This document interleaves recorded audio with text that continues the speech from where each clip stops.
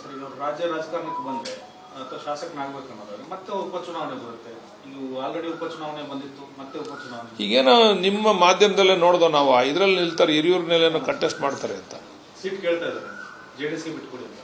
ಸುಖೇಶ್ ಗೊತ್ತಿರ್ತದೆ ಅಲ್ಲ, ಹಿರಿಯೂರು ಚುನಾವಣೆಗೆ ನಿಲ್ತಾರೆ ಅಂತಕ್ಕಂಥದ್ದನ್ನ ನಿಮ್ಮ ಮಾಧ್ಯಮದಲ್ಲಿ ನೋಡ್ದೋ ನಾವು, ನಮ್ಗೆ ಗೊತ್ತಿಲ್ಲ ವೈಯಕ್ತಿಕವಾಗಿ, ಬಟ್ ಮಾಧ್ಯಮದಲ್ಲೇ ನಿಮ್ಮ ಮಾಧ್ಯಮದಲ್ಲಿ ನೋಡ್ದೋ ನಾವು ಹಿರಿಯೂರು ಚುನಾವಣೆಗೆ ಕಂಟೆಸ್ಟ್ ಮಾಡ್ತಾರೆ ಬಂದು ಪುನಃ ಅವರು ಅಂತ. ಮತ್ತೆ ಮಂಡ್ಯ ಉಪಚುನಾವಣೆ ಲೋಕಸಭೆಗೆ ಇರಲಿ, ಅದು ಉಪಚುನಾವಣೆ ಮಾಡಿಸೋದ್ರಲ್ಲಿ ಅವರು ಎತ್ತಿದ ಕೈ ಕುಮಾರಣ್ಣವರು. ಅವರು ಯಾವ ಸುಮಾರು ಸಂದರ್ಭದಲ್ಲಿ ಅವರಿಂದ ಉಪಚುನಾವಣೆಗಳಾಗಿದ್ದಾವೆ. ಉಪಚುನಾವಣೆ ಲೆಕ್ಕ ಅಲ್ಲ, ಅವ್ರಿಗೆ ಎಲ್ಲೆಲ್ಲ ಅವಕಾಶಗಳು ಬೇಕು ಅದು ಲೆಕ್ಕ. ಬಿಡದಿ ಹೋರಾಟವನ್ನು ಸರ್ ಜೆಡಿಎಸ್ ಮತ್ತು ಬಿಜೆಪಿ ಜಂಟಿಯಾಗಿ ಮಾಡ್ತಾರೆ, ಇಷ್ಟು ದಿನ ಬೇರೆ ಬೇರೆ ಮಾಡ್ತಾರೆ ಅನ್ನೋ ಪಾದಯಾತ್ರೆ ಇಲ್ಲ.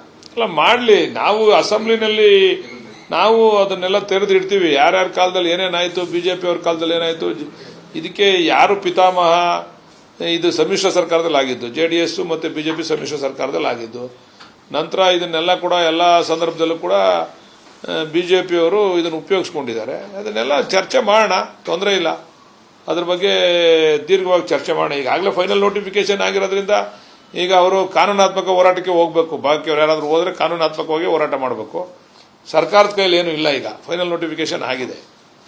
ಅದರಿಂದ ನೋಡೋಣ, ಇಬ್ಬರು ಹೋರಾಟ ಮಾಡಲಿ. ಇಬ್ಬರಿಗೂ ಉತ್ತರ ಕೊಡ್ತಕ್ಕಂಥ ಶಕ್ತಿ ನಮಗೂ ಇದೆ, ನಾವು ಉತ್ತರ ಕೊಡ್ತೀವಿ.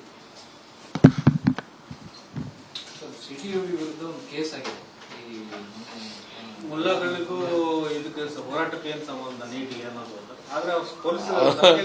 ಸಿಟಿ ರವಿನೂ ಒಂದೊಂದ್ಸರಿ ನನ್ನಂಗೆ ಆಡ್ತಾನೆ, ಏನ್ ಮಾಡಕ್ಕಾಗಲ್ಲ. ವ್ಯತ್ಯಾಸ ಏನಿಲ್ಲ, ಅದ್ರ ಅವಶ್ಯಕತೆ ಇರಲ್ಲ ಸಿಟಿ ರವಿಗೆ. ಅದೇನೋ ಇರ್ಲಾರ್ದಕ್ಕೆ ಏನೋ ಬಿಟ್ಕೊಂಡ್ರು ಅನ್ನಂಗೆ ಆಗಲ್ಲ ಅವನ ಕತೆ.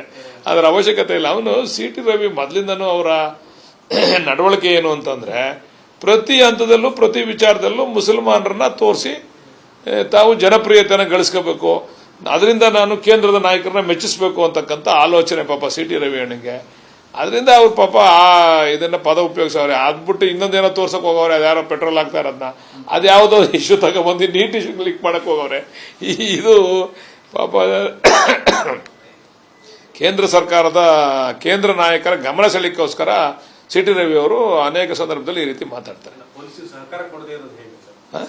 ಪೊಲೀಸರಿಗೆ ಸಹಕಾರ ಕೊಡ್ತಾ ಇಲ್ಲ, ನೋಟಿಸ್ ಕೊಡಕ್ಕೆ ಹೋದ ಪೊಲೀಸರಿಗೆ. ಅದು ಎಷ್ಟೇ ದೊಡ್ಡವನಾದ್ರೂ ಕೂಡ ಕಾನೂನು ಗೌರವ ಕೊಡಬೇಕು. ಆಮೇಲೆ ಅವ್ರಿಗೆ ಕೋರ್ಟ್ ಇದೆ, ಕಚೇರಿ ಇದೆ, ಅದ್ರ ಮೇಲೆ ಅವರು ಅದನ್ನು ಎದುರಿಸ್ತಕ್ಕಂಥದ್ದು ಕೂಡ ಮಾಡಬಹುದು. ಬಟ್ ಯಾವುದೇ ಕಾನೂನಿನ ಕ್ರಮ ತಗೊಂಡಾಗ ಅದು ಗೌರವ ಕೊಡಿಸ್ತಕ್ಕಂಥದ್ದು ಒಬ್ಬ ಜನಪ್ರತಿನಿಧಿಯಾದ ಸಿಟಿ ರವಿ ಅವರ ಕರ್ತವ್ಯ. ಅದನ್ನು ಒಪ್ಕೊಂಡು ತಲೆಬಾಗಿ ಆಮೇಲೆ ಅದನ್ನ ಚಾಲೆಂಜ್ ಮಾಡ್ಲಿಕ್ಕೆ ಅವಕಾಶ ಇದೆ, ಅದನ್ನು ಚಾಲೆಂಜ್ ಮಾಡಲಿ. ಬಟ್ ಅದನ್ನ ಬೇರೆಯವ್ರಿಗೆ ಅವರು ಮಾದರಿಯಾಗಿ ನಡ್ಕೋಬೇಕು ಅವರು ಸಿಟಿ ರವಿ ಅವರು. ಸರ್, ಸಿದ್ದರಾಮಯ್ಯನವರು ರಾಜಕಾರಣದಿಂದ ನಾನು 28 ಚುನಾವಣೆ ನಿಲ್ಲಲ್ಲ ಅಂತ ಘೋಷಣೆ ಮಾಡಿದ್ದಾರೆ. ಚುನಾವಣಾ ರಾಜಕಾರಣ ಅವ್ರ ವಿಶ್ಲೇಷಣೆನೂ ಕೂಡ ಮಾಡಿದ್ದಾರೆ. ಆವಾಗ ನಾನು ಫಸ್ಟ್ ಚುನಾವಣೆಗೆ ಬಂದಾಗ ನನಗೆಲ್ಲ ದುಡ್ಡು ಕೊಟ್ಟು ಗೆಲ್ಲಿಸ್ತಿದ್ರು. ಈಗ ನಾವೇ ಇವತ್ತು ವ್ಯವಸ್ಥೆ ತೀರಮಾನ ಹದಗೆಟ್ಟಿದೆ ವ್ಯವಸ್ಥೆ, ಅದರಿಂದ ನನಗೆ ಆಸಕ್ತಿ ಇಲ್ಲ ಅಂತಕ್ಕಂಥ ಮಾತನ್ನು ಹೇಳಿದ್ದಾರೆ. ಏನೇ ಆಗಲಿ ನಮ್ಮ ಪಕ್ಷದ strong pillar Siddaramanna. Without Siddaramanna there is no Congress.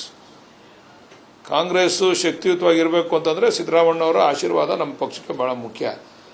ಸಿದ್ದರಾಮಣ್ಣವರು ಎಲೆಕ್ಷನ್ಗೆ ನಿಲ್ತಾರೋ ಇಲ್ವೋ, ಆದರೆ ಪಕ್ಷದ ಸಂಘಟನೆಯಲ್ಲಿ ಅವ್ರು ಹೇಳಿದ್ದಾರೆ, ನನ್ನ ಪ್ರಮುಖವಾದಂಥ ಗುರಿ ಇರ್ತಕ್ಕಂಥದ್ದೇ ರಾಹುಲ್ ಗಾಂಧಿ ಅವ್ರನ್ನ ಈ ದೇಶದ ಪ್ರಧಾನಿ ಮಾಡಬೇಕು ಅಂತೇಳಿ. ಬಹುಶಃ ಹೋರಾಟ ಮಾಡ್ತಾರೆ ಅಂತಕ್ಕಂಥದ್ದು ವಿಶ್ವಾಸ ನಮಗೆಲ್ಲ ಇದೆ. ಬಟ್ ಸಿದ್ದರಾಮಣ್ಣ ಇಲ್ಲದೇ ಇದ್ರೆ ನಮ್ಮ ಪಕ್ಷಕ್ಕೆ ಕಷ್ಟ ಆಗ್ತದೆ. ಸಿದ್ದರಾಮಣ್ಣ ಅವರ ಅವಶ್ಯಕತೆ ಇದೆ ನಮ್ಮ ಪಕ್ಷಕ್ಕೆ.